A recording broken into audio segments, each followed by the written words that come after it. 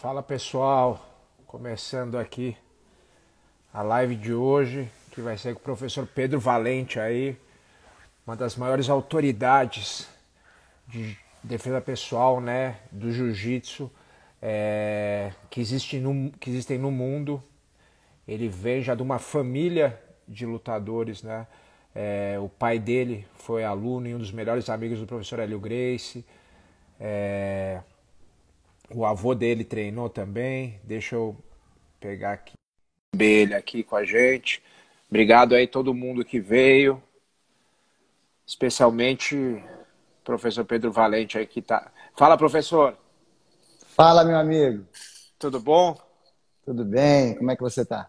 Tudo ótimo. Tá cheio de livro aí atrás, igual eu aqui. Estamos na biblioteca da academia aqui. Pô, que legal, que legal. Eu tava ouvindo agora, tava na correria e tava ouvindo uma entrevista que eu ainda não tinha ouvido de você com o Fábio. Muito legal, viu? Muito legal a Poxa, obrigado. entrevista. Foi muito bom. Ô Pedro, bom, em primeiro lugar, obrigado por ter participado, né? Semana passada, essa semana, eu dediquei a falar muito sobre defesa pessoal no jiu-jitsu, né? Que é uma coisa que eu acredito já desde lá da época que eu treinava no Fábio, que o jiu-jitsu ele é uma arte marcial completa e às vezes a gente esquece isso e acaba se focando numa coisa ou outra. E na verdade, assim, uma coisa não é impeditiva da outra, né? Eu era um atleta competitivo de jiu-jitsu esportivo e gostava de aprender defesa pessoal, até porque eu queria ter academia, queria ensinar os alunos, né? E as pessoas têm muito, eu vejo, essa semana eu recebi muito isso. Ah, não, eu sou da defesa pessoal e jiu-jitsu esportivo é uma porcaria. Ou eu sou do jiu-jitsu esportivo e defesa pessoal não serve pra nada. E queria que você falasse um pouco disso. Você recebe isso aí em Miami, na sua academia também, se tem esse tipo de coisa? Em primeiro lugar, te agradecer por essa grande oportunidade. Obrigado. Eu vi os programas que você fez, essa série sobre defesa pessoal, com grandes vultos da nossa arte, o Fábio, o Rickson, o Silvio, né, mestres. Então, eu aqui com muita humildade venho aqui, se conseguir acrescentar alguma coisa, porque todos esses professores já deixaram aqui grandes lições de defesa pessoal e eu me sinto muito honrado de você ter me incluído como parte desse grupo. Então, te agradeço por isso. Eu acho que isso é uma besteira, né? Essa disputa entre jiu-jitsu de defesa pessoal, jiu-jitsu esportivo. Jiu-jitsu é um só. Né? Todos nós somos apaixonados pelo jiu-jitsu. Agora, o que eu gosto de dizer é que o jiu-jitsu tem diferentes expressões. Né? E é uma arte muito rica e que dá a possibilidade ao praticante de treinar da forma que ele mais gostar, o que for mais interessante para ele. Então é uma questão de foco. Você tem o foco na defesa pessoal, você tem o foco no esporte. Outras pessoas fazem mais pelo lado da educação física, outras fazem para aliviar o estresse do dia a dia. Mas o jiu-jitsu é um só, e o jiu-jitsu tem os seus elementos, né? Tem a parte de queda, tem os golpes traumáticos, tem a parte de chão, tem a sua filosofia, que é extensa. Eu sou um grande admirador seu, não só pela sua técnica fantástica, já demonstrada, não só no campo do jiu-jitsu esportivo, mas também no âmbito do MMA, mas principalmente, Daniel, pela sua postura. A sua postura, porque você sabe que hoje em dia há uma pressão muito grande, você sabe disso melhor do que eu, para que os lutadores possam aderir o que eu chamo de cultura da bravata. O desrespeito, aquela coisa de um agredir o outro para poder vender ingresso. E você resistiu a isso bravamente.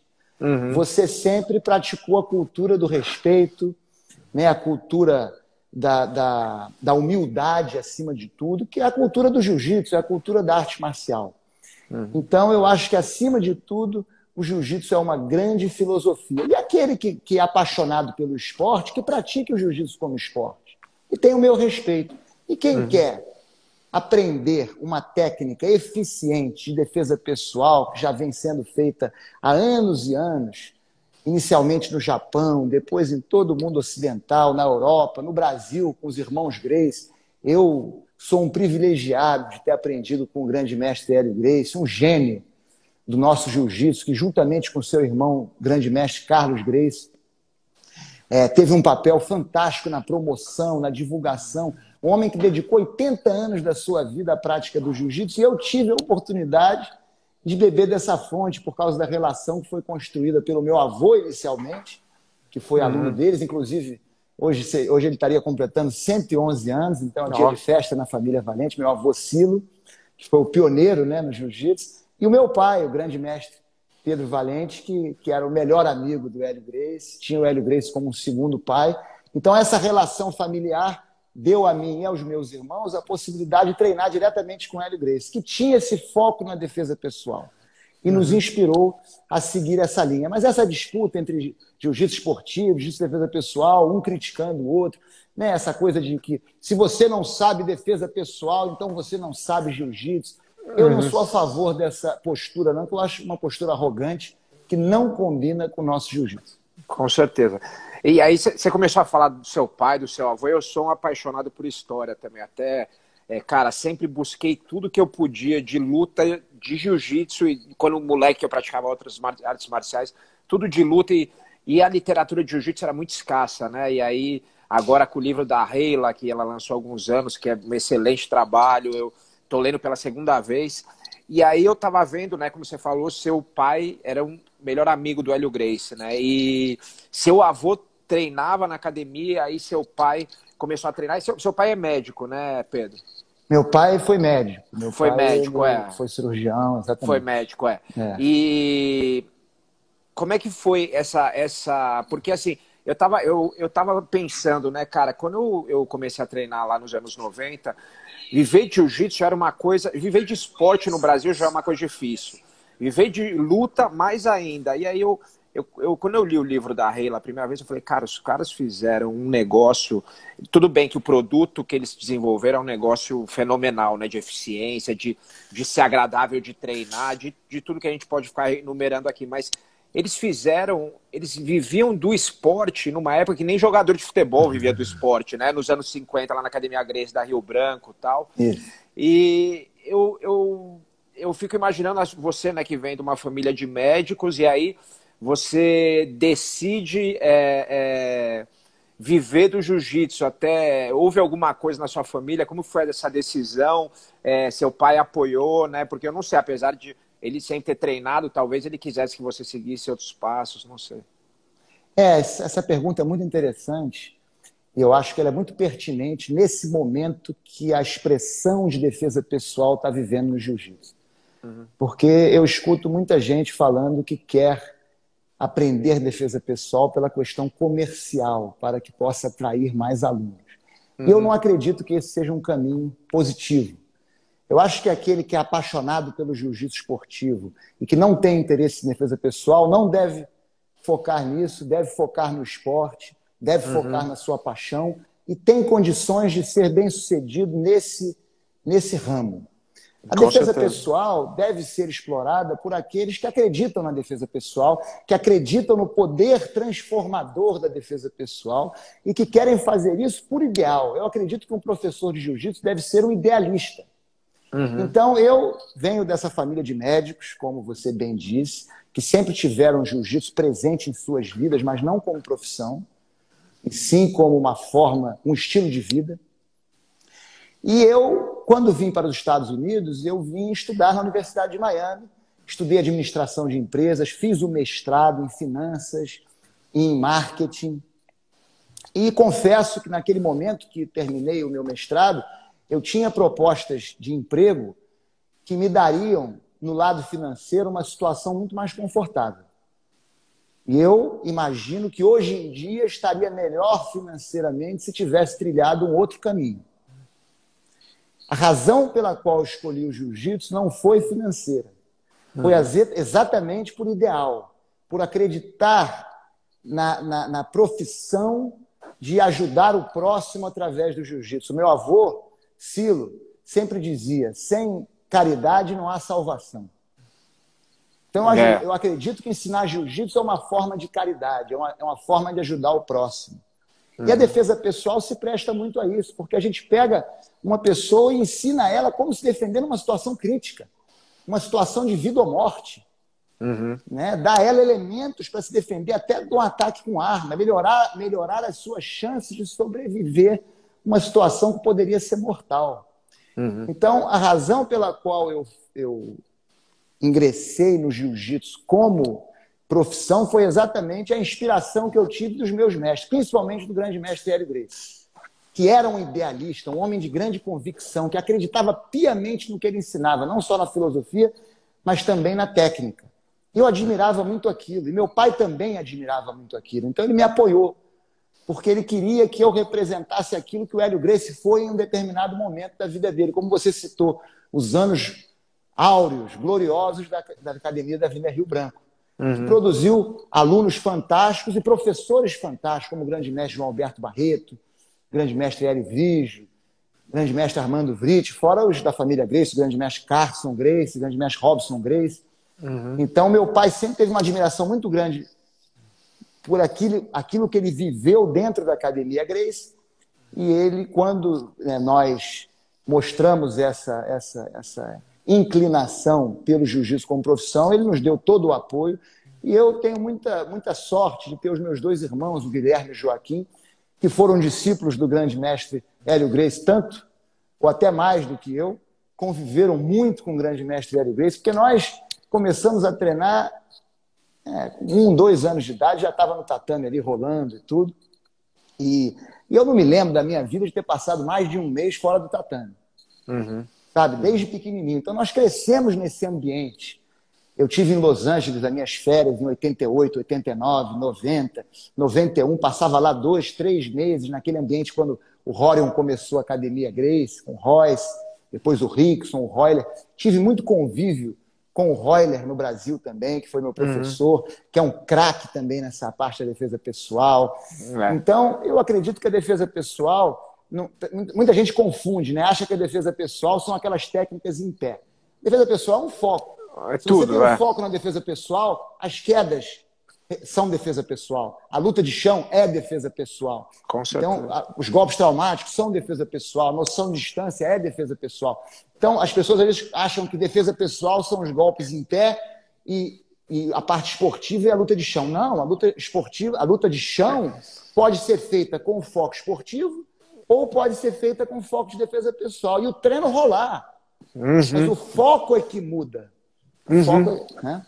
Não, com certeza. Eu concordo totalmente com isso. A pessoa acha que defesa pessoal é só uma saída de gravata. Aquilo é o começo de tudo, né? Mas assim, no chão, quando você está nos 100 quilos, uma defesa de 100 quilos, quer dizer, o cara nos seus 100 quilos aqui, a pessoa em cima de você, uma defesa de 100 quilos para o esportivo é uma defesa de 100 quilos na defesa pessoal é diferente, o controle de distância. Se alguém monta em você na defesa pessoal é totalmente diferente, né? Como você vai lidar ali quando o cara está por cima na guarda, esse tipo de coisa. Então, tem um pouco esse engano. E aí, Pedro, sabe o que eu ia te perguntar? Quando você chegou num momento, eu estava vendo lá também na entrevista do Fábio, foi um momento crucial ali de transição, né? Você chegou um pouquinho antes do primeiro UFC, né? Isso foi incrível, né? Eu me mudei para cá em julho de 93 e já em novembro eu fui a Denver assistir o primeiro UFC. Eu tive lá nos primeiros 5 UFCs, eu tive presente, né? Aqueles primeiros que o Royce lutou. Eu tive lá no McNichols Arena em Denver e pude presenciar todo esse início, toda essa criação do UFC, né? E realmente foi um momento muito importante. E isso foi o que me fez começar a dar aula, porque antes de mudar para os Estados Unidos, eu passei quase 2 meses no vale do nosso grande mestre Hélio Gracie, sendo treinado em Itaipava, sendo treinado para dar aulas. Por quê? Porque eu perguntei a ele, tio Hélio, como é que eu faço, assim que eu carinhosamente o chamava, tio Hélio, como é que eu faço para continuar treinando, já que em Miami, na época, eu não sabia que tinha alguma academia aqui, se tinha. Então eu falei, como é que eu faço para continuar treinando, já que lá não tem academia? Ele disse, olha, a melhor maneira é você dar aula. Então eu vou te dar aqui um curso de professor, você já treina comigo a vida inteira, eu vou te dar um curso de professor para que você comece a dar aula. Então eu fiquei lá internado na casa dele, passei lá quase 2 meses. E até eu lembro que o dia que eu desci de lá foi o dia da luta do Renzo com o Valide, lá no Flamengo, ali na Lagoa. Uhum. Foi nessa época. Então, fiquei lá fazendo esse curso, não só a parte técnica do jiu-jitsu, como transmitir as técnicas, porque ele era um gênio nessa Claro. questão Como falar com pedagógica o do jiu-jitsu. aluno, né? Como falar com o aluno, como gerenciar uma academia também, porque a academia da Avenida Rio Branco ele considerava, e eu também acredito, que tenha sido a mais bem organizada e uma gestão mais perfeita que já existiu nas artes marciais, uma coisa que aqui nós tentamos, de uma certa forma, a nossa inspiração, vamos dizer assim. Então, eu passei lá esse tempo fazendo esse curso e vim e comecei a dar aula aos meus amigos aqui na universidade. E com o UFC, que começou logo depois, aí houve uma explosão, cresceu realmente uma demanda muito grande. Alunos, amigos da faculdade me viam com a camisa da Academia Gracie e perguntavam, eu comecei a dar aula para um, para outro. Fui no time de futebol americano, que o pessoal lá tinha assistido o UFC, comecei a dar uns treinos com aqueles mastodontes e aí consegui ganhar o respeito deles e a coisa foi crescendo. Mas até eu me formar do mestrado ainda era uma coisa à parte na minha vida.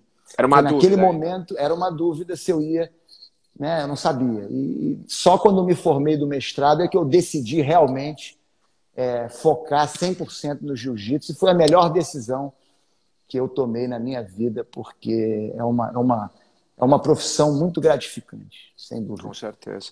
Ô Pedro, você treinou nessa academia da Rio Branco? Treinei.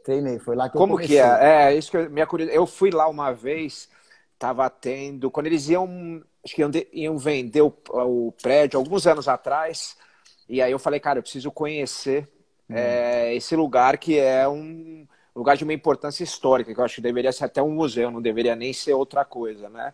É verdade. E aí eu fui conhecer a academia, e aí eu fiquei imaginando como deveria ser, como não era. E aí eu tô curioso, vou te perguntar isso, porque você teve lá, né? Eu só leio e ouço as histórias.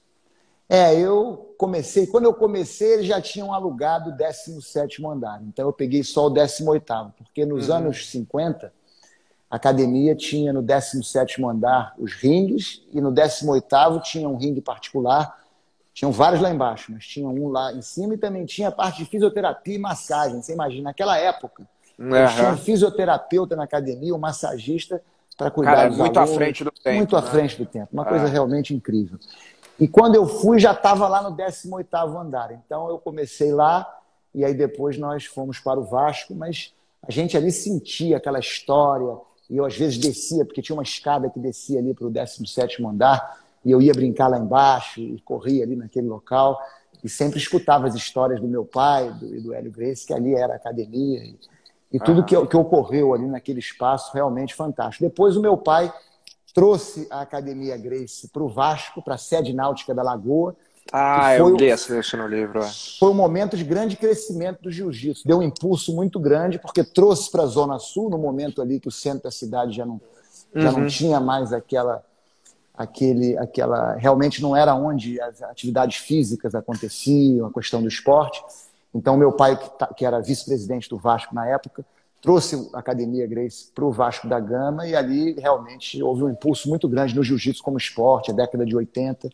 E eu treinei no Vasco, depois fomos para o estádio de Remo, e aí depois para o Padre Antônio Vieira, hoje conhecida como Gracie Maitá, continua lá, o Roker. O Roker está lá. Exatamente. O Royler, né, deu aula há muito tempo lá. Você falou do Royler de defesa pessoal uma vez.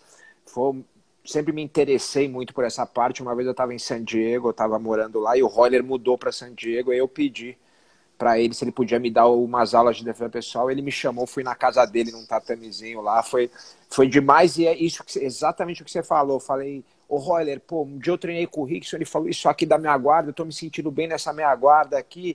E aí ele me mostrou um monte de coisa junto com a defesa pessoal que tinha tudo a ver, né? Então, essa visão, e que eu trouxe pro MMA também, que não tem uma separação, né? Você falou uma coisa na sua entrevista com o Silvio, que eu concordo muito. Você falou que a defesa pessoal deve ser viva, assim como a luta de chão é viva. Eu acho que o mesmo conceito de treinamento, a luta de chão, deve ser aplicado em defesa pessoal. Eu ia te perguntar isso, inclusive. Como que você trabalha isso na academia? nós temos que tomar muito cuidado com a segregação que acontece em algumas academias, que eu considero muito negativa. O casca grossa faz a luta esportiva e o galinha morta faz a defesa pessoal. A defesa pessoal é para o cara que não quer levar amasso na cara. Eu, humildemente, discordo dessa visão. Né? Por exemplo, eu trabalho muito com a polícia, com a SWAT, com as forças especiais. E quando eu estive treinando um dos grupos de elite das forças especiais militares aqui nos Estados Unidos, eu cheguei lá, comecei dando aula de defesa pessoal específica para o trabalho deles, e no final, que é a nossa cultura, eu falei, vamos dar um rola aqui, vamos fazer um treino. E sabe que a maioria deles foi embora na hora do treino? Mesmo? Aí eu não entendi direito. No dia seguinte, mesma coisa. Depois eu perguntei, pessoal, vocês não gostam muito de treinar? Não, falou, porque a gente vai para uma missão agora, a gente não quer se machucar. Então a gente prefere focar mais na parte técnica, nas repetições e tal, e não no treino do randori, né? No treino, no rola. E aquilo me fez refletir. Eu falei, pô, esses caras aqui são os maiores casca-grossas do universo. Eu acho que em nível de coragem, de valentia, né? Você não tem como comparar, de disposição. Os caras estão prontos para morrer, né? No campo de batalha, que se expõe a isso da forma mais real. E eles não estavam muito interessados na questão do treino ali, do rola. Eles não achavam que aquilo se aplicava para o que eles faziam e achavam que o treino de defesa pessoal se aplicava mais. E aí que está a diferença entre o aluno, porque o Hélio Gracie ele desenvolveu um programa de defesa pessoal adaptada para que qualquer pessoa pudesse praticar, para que qualquer pessoa pudesse fazer. Mas isso não é questão de ser defesa pessoal ou ser luta de chão. Isso é a forma de treino. Existem diferentes formas de treino, tanto para a defesa pessoal quanto para o chão. Por exemplo, no chão, eu posso fazer um treinamento estático sem resistência. Americana, você dá americana. Chave de braço. Eu passo o programa em você no chão. Estrangulamento, você dá. Não tem nenhuma resistência. Eu posso fazer isso até com um senhor de 90 anos. Agora, eu posso fazer uma outra forma de treinamento, que é a forma dinâmica, em movimentação. Tanto em pé quanto no chão. Sem resistência. E tanto faz a defesa pessoal ou esportiva. O chão, você faz. E tem a terceira forma, que é exatamente com resistência. Que pode ser parcial ou pode ser direto. Começa em pé, cai no chão, continua. Que é o rola. E também pode ser com golpe traumático, que é o MMA, com luva, tem a taparia. Tem várias formas de você treinar.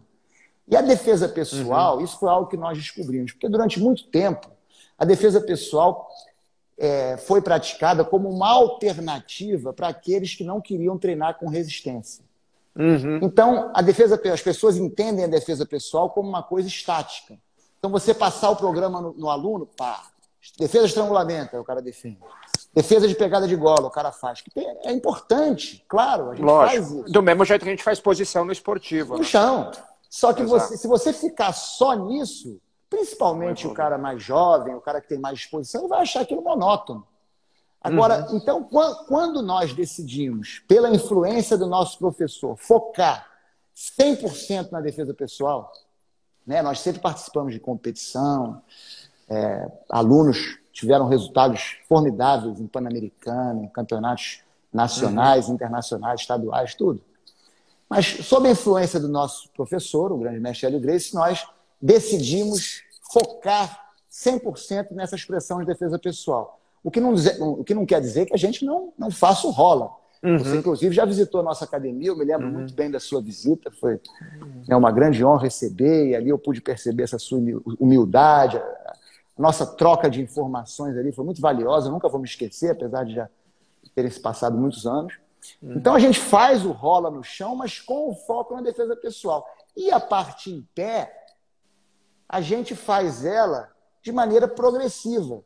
A gente começa de forma estática, né? Depois a gente faz com a movimentação e depois fazemos com a resistência. Você imagina um cara de 120 quilos, jogador de futebol americano, te pegar numa gravata com tudo e você ter que sair. Você acha que vai ser fácil? Às vezes é mais difícil do que um treino no chão. Né? E a defesa pessoal o Fábio fazia isso com a gente. A defesa pessoal também tem o seguinte, por exemplo, tem uma saída. Você faz, mas e se o cara resiste, você vai forçar? Aí não é jiu-jitsu, você tem que buscar uma outra saída. Aí vira luta. Agora, a defesa pessoal ela vai te ensinar os reflexos para quando você é atacado, e aí está a grande diferença dessa parte em pé, que é o seguinte, uma coisa é você estar preparado para a luta. Um juiz que fala, tá pronto, vamos lá, pá, começa. Outra coisa é você não estar em postura de briga e, de repente, de forma inesperada, você recebe um ataque. Você tem um reflexo para reagir? É o primeiro reflexo. Você pode ser um craque na luta de chão, mas se você não tiver esse primeiro reflexo, se você não estiver esperando, você pode tomar um nocaute.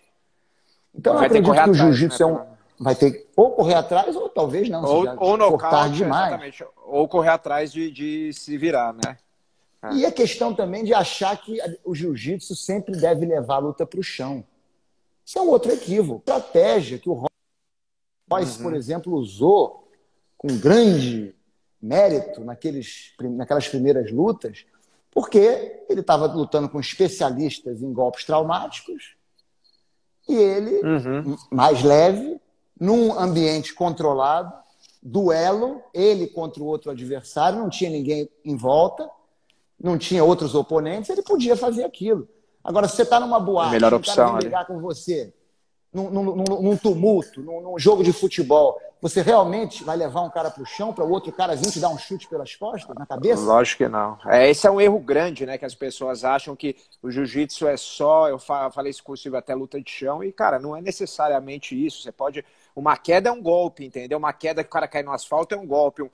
Até comentei isso consigo que tinha uns amigos meus que treinaram com o Marcelo Bering, falam que uma vez teve uma confusão, vieram agredir ele na boate, ele deu um tranco no braço em uma queda em outro, não foi pro chão em nenhum momento. Então, assim, só que a grande vantagem, acho que, do jiu-jitsu é que quando você cai no chão, você consegue sobreviver ali, reagir ou ficar em pé se você precisar, né?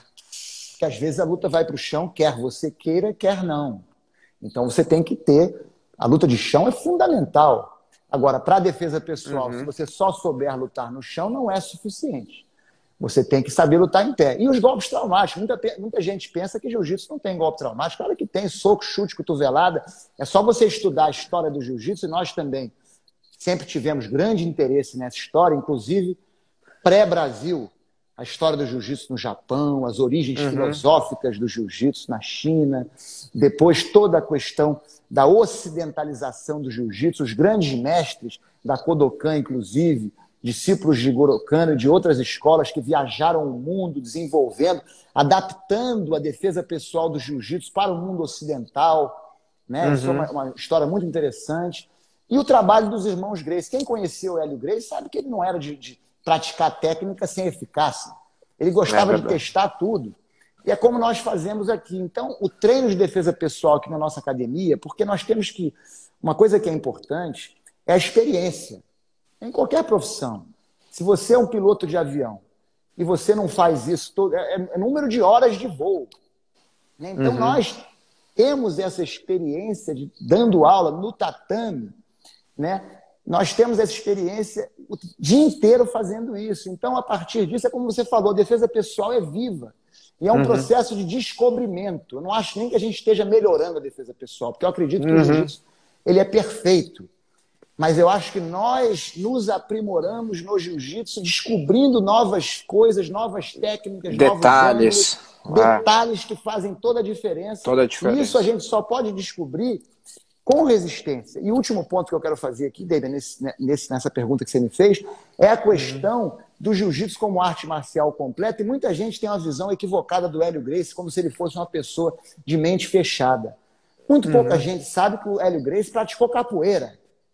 Que o Carlos e o Hélio foram campeões de boxe também, né? Lá nos anos 30 praticaram também. Boxe, praticaram boxe, judô, sempre fizeram queda. Queda favorita do Hélio Gracie era Hanegoshi. A luta dele contra o Dudu, ele ganhou com chute.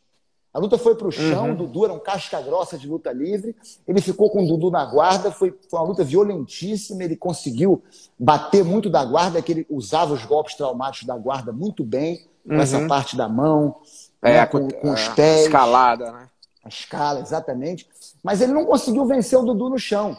Ficaram em pé de novo, ele deu um chute alto, né, típico da capoeira, queixada, eu acho que chama. O Dudu cuspiu 2 dentes, Isso tem os jornais todos da época, não é lenda, não. E aí ele fintou alto na segunda, o Dudu cobriu o rosto, ele deu um pisão na linha de cintura, um pisão que inclusive o John Jones dá muito bem.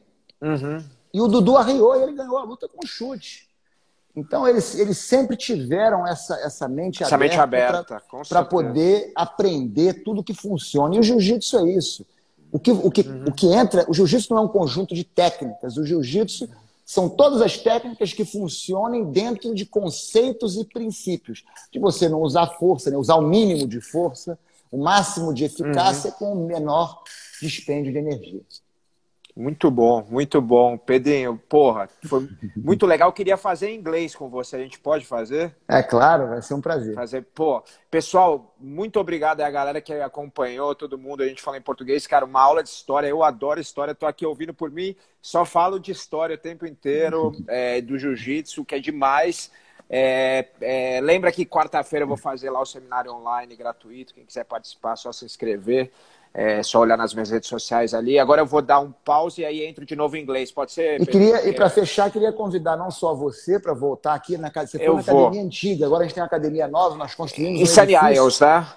É perto de Sunny Isles, em North Miami Beach, do lado. Eu passei na pertinho frente, da amigo outra, meu morando aí. Eu vou. Então a gente quer que seja humildemente como a Kodokan do Jiu-Jitsu. Tem aqui a biblioteca, tem um museu. Porra. E a gente quer preservar tudo isso. E toda a sua audiência maravilhosa, quando estiver em Miami, vão ser Pedro, todos muito bem recebidos aqui. Vou te falar uma coisa agora, antes de encerrar. O negócio do museu, eu sou louco, né? Por causa de museu, história. Eu fui lá no Horion, lá na Califórnia. Lá é fantástico. O Horion deu um tour comigo. Eu fui muito antes do UFC lá também conhecer. E aí agora fiquei sabendo do seu que eu nem sabia. E a gente, uma coisa agora aqui, e estou falando em primeira mão, a gente está montando uma escola nova aqui em São Paulo, a minha escola, né, de jiu-jitsu. E a gente vai separar um espaço para fazer um museuzinho aqui também no Brasil, que, eu acho que importantíssimo. Daqui a pouco eu vou começar a pedir aí para a galera, família Gracie, foto, essas coisas que vai precisar. Isso mesmo. Parabéns e conte comigo sempre. E obrigado. Foi um prazer, obrigado pela oportunidade. Para mim é uma grande honra poder conversar com você. Um prazer. Eu vou encerrar e vou entrar de novo, tá? Tá bom. Valeu, Pedrinho. Grande abraço.